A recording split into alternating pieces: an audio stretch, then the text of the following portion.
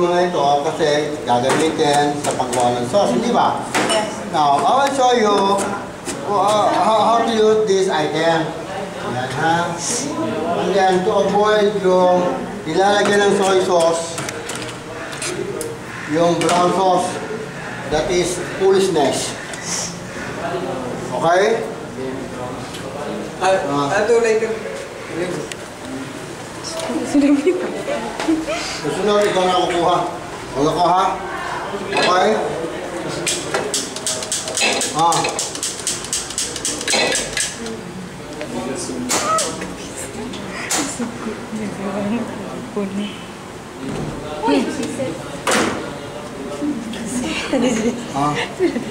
Huli ka. Huli ka. Huli ka pa rin. Lagyan mo na yun. Wala po, kasi nyo, huwag na ako dito pa rin, ha? Sama ako dito, eh. Ayan. Halimbawa, ito na yan, no? Ayan, sabi, huwag sayangin. Ganito ang ibig sabihin ni Brother Jay. Okay, ano yung stop mo nito? Okay, ganito, no? So, since na meron na siyang bone sa ilalim, imagine na there is a roasted bone inside. Okay?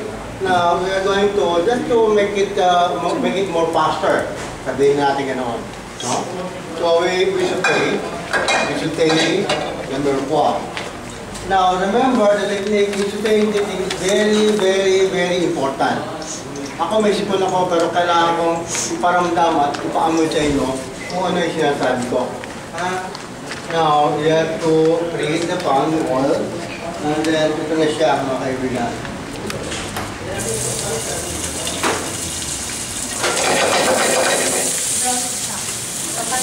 Brown sauce. At sabi ako nito.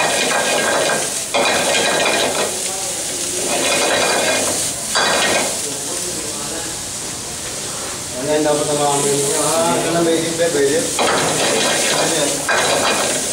Alright. Meron kayong chicken stock na ha? Chicken stock. Ano po ito? Hindi, hindi ko lang itak ng ganit. Ang dugit ako ang Hindi ka tumas yung ika-per mo.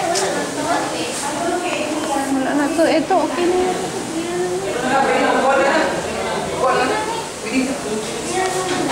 So, sa laon lang na. Ito.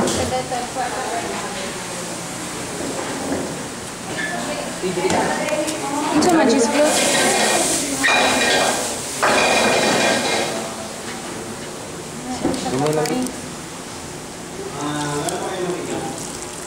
Okay na.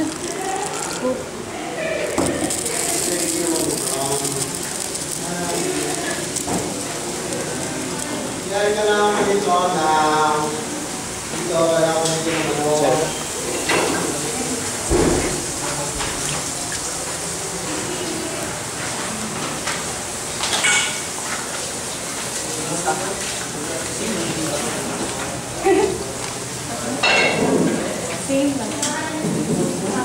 Alright, nakakala na chicken balute. Ano si balute? Balute, for example, this is a balute.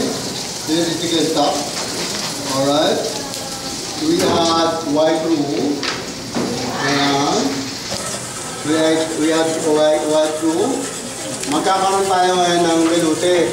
Palihog ka ng teflon kasi hindi siya po pwede sa sauce. Sa white sauce. Why? Magpa-brown siya. Okay? Mag-react ang aluminum. Ka na? So, white stock plus white roux equals velouté. Okay? Now, that is the first leading sauce. Now, next is, if you're going to add cream dito, ang tawag sa kanya ay supreme sauce.